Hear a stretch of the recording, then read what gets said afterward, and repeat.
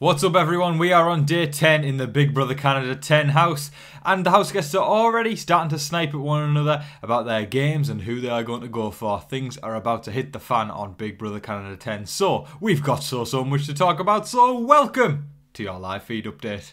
Right, before we get started folks, if you haven't already, please hit that subscribe button, and also, this is the important one this season, I've been drilling it in, hit the like button, it helps me out so much, hit that like button, and also, if you want to get notified every single time a brand new upload goes live, hit the bell icon.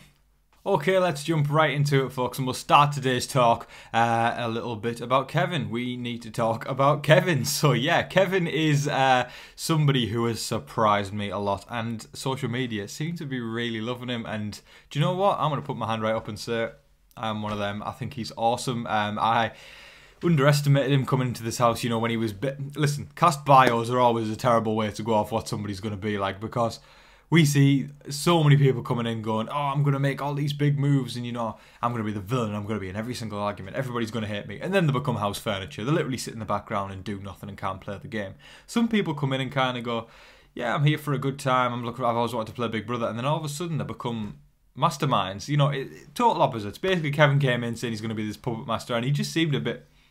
he was a bit socially out of it, is what I'll no offence to him, but I'll put it that way. Kevin's came in and he is excelling socially, perhaps better than anybody in the damn house. I'll put this out on Twitter. Plug my Twitter while I'm at it up there if you want to follow me. I said, Kevin is surprising me so much with his social game. He is having so many people come to him and talk to him and confide in him about their game.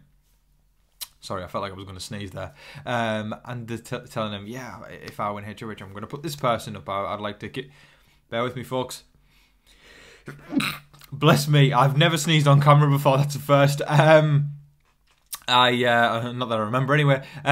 So yeah, I think Kevin is doing a grand job of not necessarily giving out too much, but people are coming to him. And all he has to do is sit there and people just come to him. It's crazy. It's not like he organises a one-to-one or a meeting or anything like that. He literally spent the best part of yesterday morning by himself.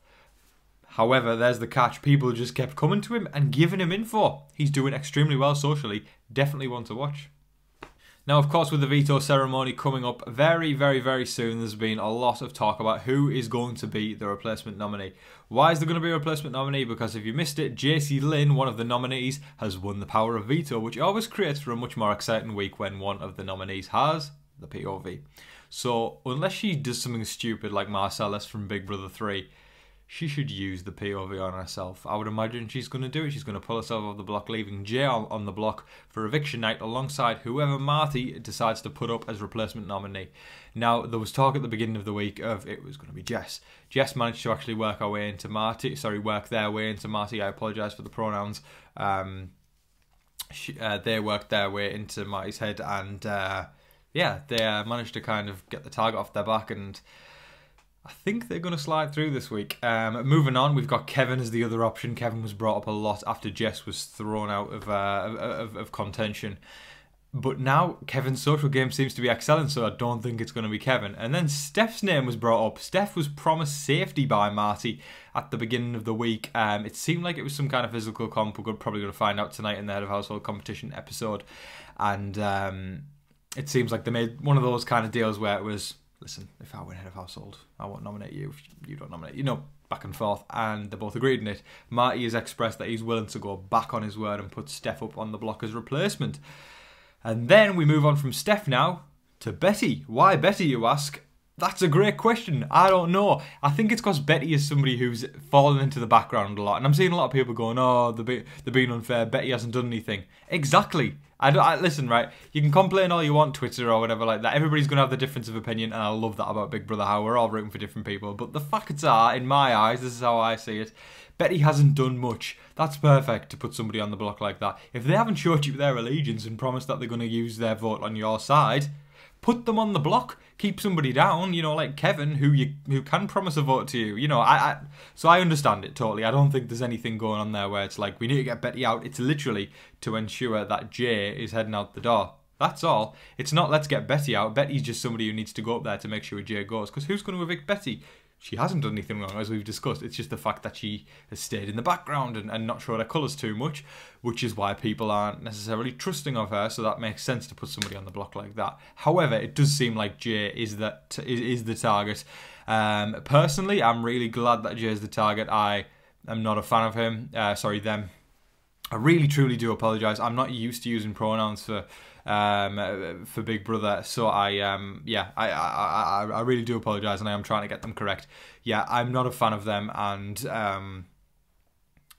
after what went on with Kyle and Jay accusing Kyle of making monkey noises when he didn't do that, somebody like that is incredibly dangerous. And I understand it was a misunderstanding from Jay's end, but it's so easy for something like that to get out of hand. I've seen it in Big Brother UK, and it got nasty. It was a different kind of thing because there was it was like a physical assault claim when it didn't even happen. This is obviously verbal with connotations of racism with the whole monkey noises thing. Both equally dangerous, both can destroy a human's career and life, and that's why I put it this way, right? It can be a misunderstanding all you want, but if I was in there, there's no way I'd trust Jay. That's up to me. That's not up to anyone else. I'm sure y'all have your own opinions of you'd trust Jay or you wouldn't trust Jay, but that's just me speaking.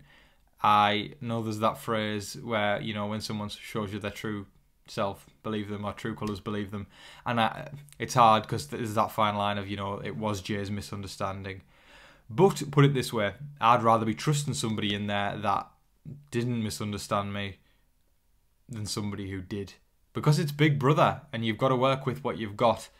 And if Jay's what you've got, then you're probably not in much luck. So it would make sense for him to go out the house this week. He did make that blunder. I don't think he's going out. I am so sorry. I don't think they are going out because of that. I think it's because Jay seems like somebody who stirs the pot quite a lot.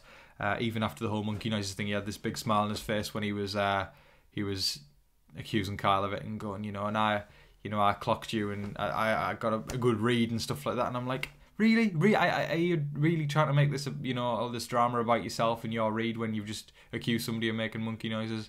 I don't know. Again, misunderstanding. It's an awkward one. Am I sad to see Jay go this week? Honestly, no. Now, an interesting potential, not potential, perhaps not potential, we can go backwards and forwards all down this one, showmance that could be brewing is Summer and Gino. They are kind of flirting with each other, but in a fun way where it doesn't seem like, it's like a close friendship, but could blossom into a showmance, I don't know. But basically, it seems like social media are rooting for them and really wanting them to become a showmance. And I think Steph was into Gino, and then Gino really is not into Steph. I'm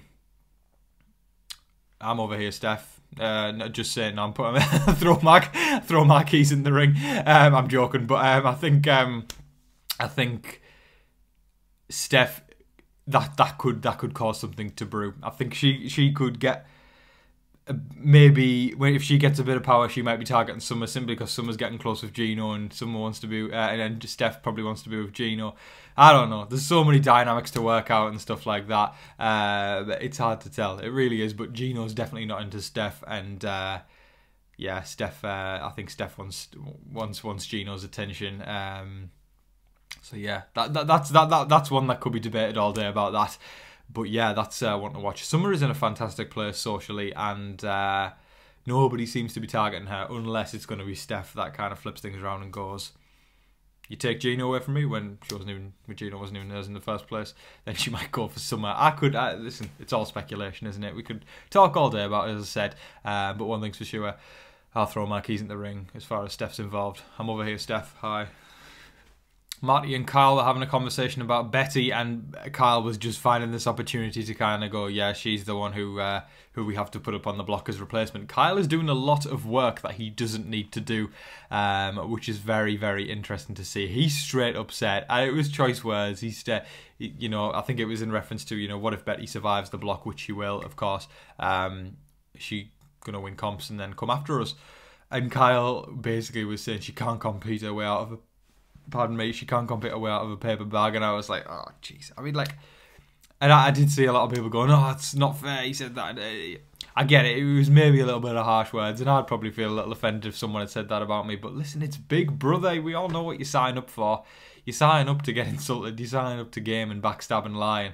You know, so people getting all offended online, just, I mean, I understand it, because when people come for your favourites, you go, oh, and you get defensive all of a sudden. I know I do with my favourites, and I don't think it's that deep. I don't think it's that deep, but he did insult a game, and he did insult a physical game and come for it, so it has to be said, you know. But as I said, Kyle is doing way too much work this week. He's not the head of household. He's got a good connection with Marty. He doesn't need to be working this hard. He's just painted a bigger, especially after the whole debacle with Jay, that was a misunderstanding still. Kyle has painted a bigger target on his back this week than he needed to.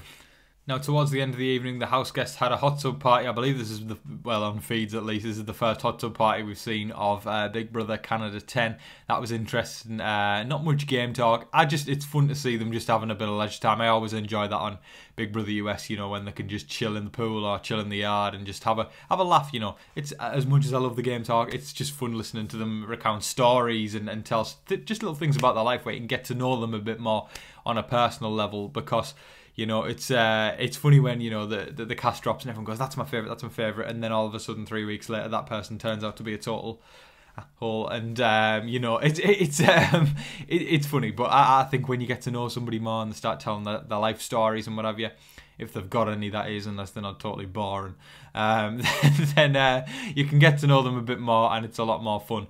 I'll take, for instance, Kevin from BB19, one of my absolute favourites. I admire the guy. The guy inspires me. I just think he is an absolute legend.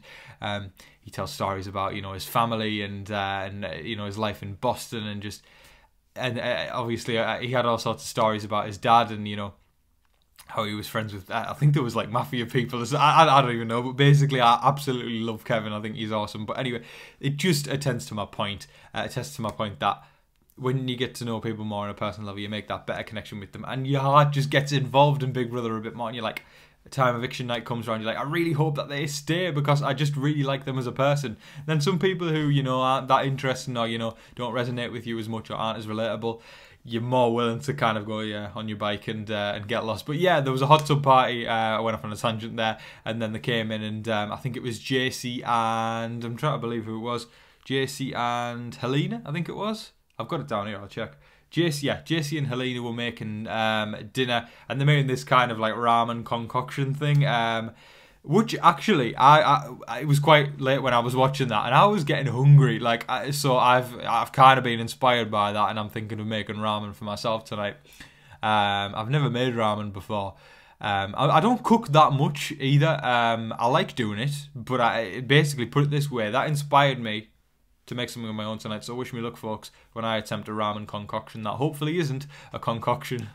That is all of your live feed updates for today, folks. I thoroughly hope you all enjoyed it. Again, I'll say it as I always do. There was I didn't cover everything, but I try and cover the highlights, and if there's anything I miss, I'll cover it in the next one. And I'm sure the episode tonight, which I am so excited for, episode 3, will clear so much up. We need context. We need diary room footage right now, because we need clarity. That's the simple fact of it, folks. We need clarity and we need context. It's the double C. Clarity, context, and say it with confidence. That's 3 C's. But yeah, folks, I'm excited for tonight's episode. There was a little bit of, something going on with, I think Helena was sinking Josh's game a little bit, which was, I've got to say, very admirable. Josh and Helena are both in fantastic positions socially, and Helena's basically sinking the other big battleships that are in front of her. I don't think there's anything deep like Dr. Will-esque about it, but it was a little something. We'll probably talk about that a bit more tomorrow. But thank you so much for watching, everybody. I appreciate every single last one of you who comes out every single day and shows support to me. Of course, viewership is obviously a bit low with Big Brother Canada because not as many people watch it.